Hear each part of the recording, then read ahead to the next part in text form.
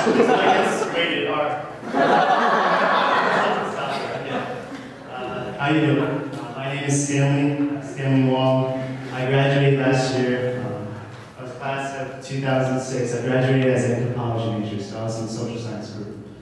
And currently, right now, I'm a teacher. I'm a teacher, a ninth grade teacher at the Lower Manhattan Arts Academy.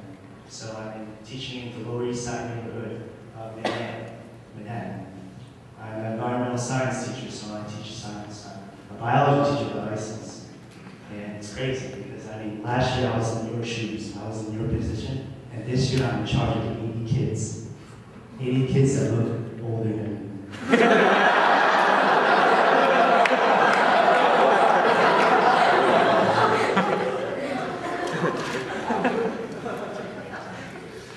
So the demographics of my school is, I teach in a pretty nice neighborhood actually. I teach in the Lower East Side, it's gentrifying, if you know from Cup. That means that the yuppies are moving in and the areas, the land values are improving. But the demographics of my kids, most of them, a good chunk of them come from socially disadvantaged, socioeconomically disadvantaged backgrounds.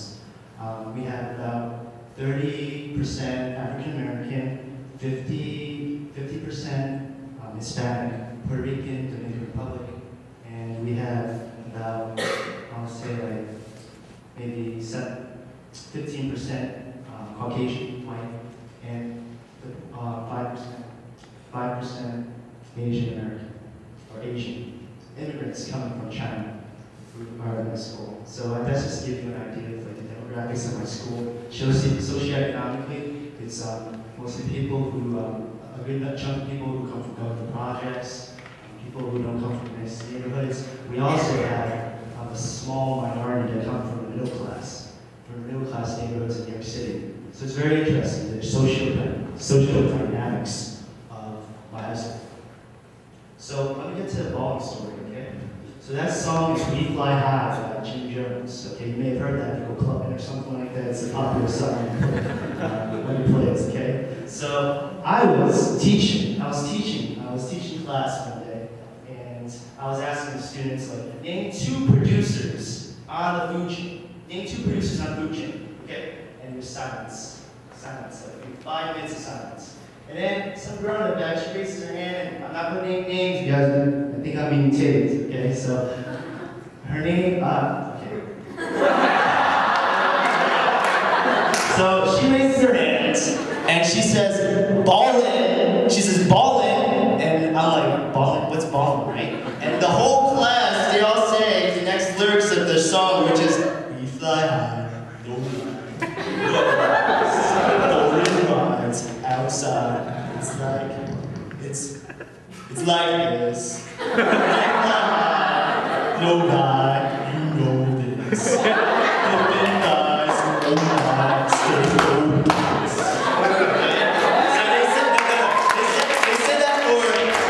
They knew the lines and they said that right after balling. And that had no relevance to my question. I was talking about producers, I was talking about the food chain, and they bring up balling.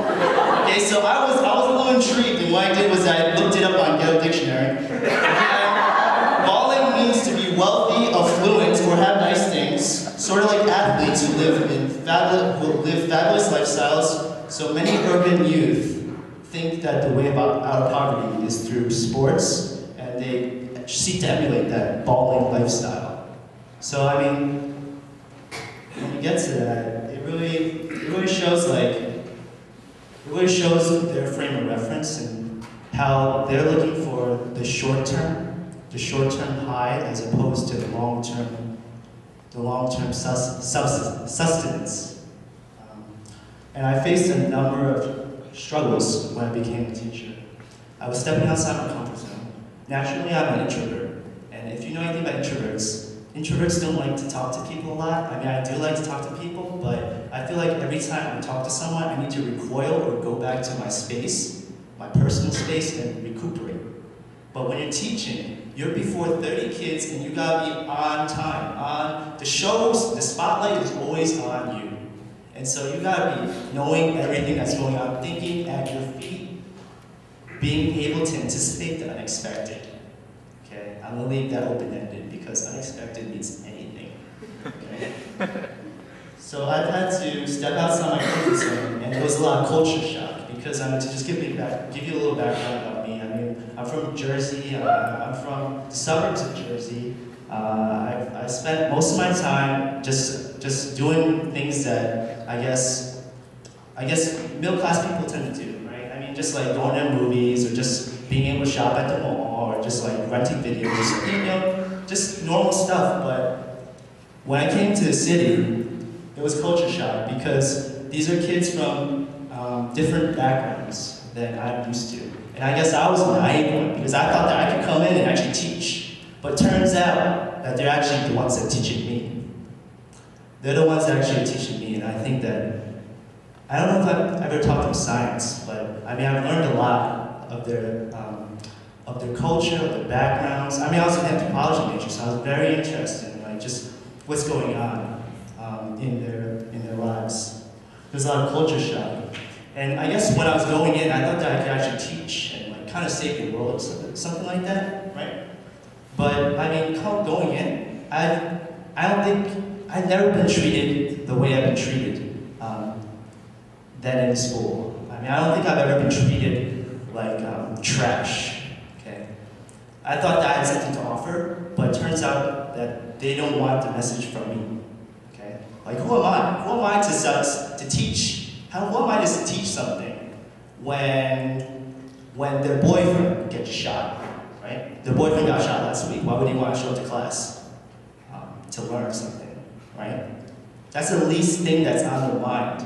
And so kids bring in a lot of drama. They bring in a lot of stuff from their family, from what's going on with their friends, from boyfriend, girlfriend, all that drama. They bring it into the classroom.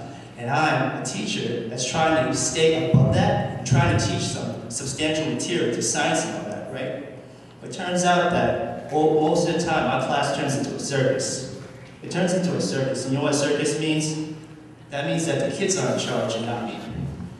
And so all I can do is just sit back at my desk and just kind of watch kids throw things or like yell at each other or do detestable things that, I mean, aren't following my rules or following the procedures or really showing that they care, and they only seem to think about themselves and not about other people.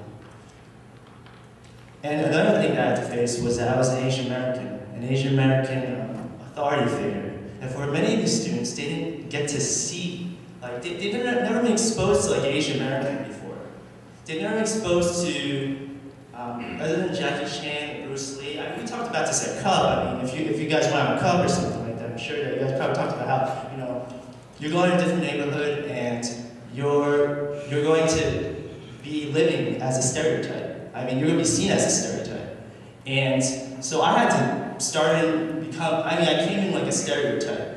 And it takes time before you break down the stereotypes by forming relationships with the kids. You form relationships, and it's not like a week-long thing where you spend like 1 or 2 days with them. I mean, I got to see these kids day in, day out. And that's where I'd be able to develop the relationships. And they see that. I'm just not this, I'm not this Asian American kid by I'm Asian American teacher by Mr. Wong, and that I have a name, and you don't have to call me Mr. Hong or Mr. Ching Chong or whatever, right? That I have a name, it's called Mr. Wong, and you gotta respect me. And in that way, I'm gonna respect you. That's our contract. I'm gonna respect you, but you have to respect me. You gotta respect each other too.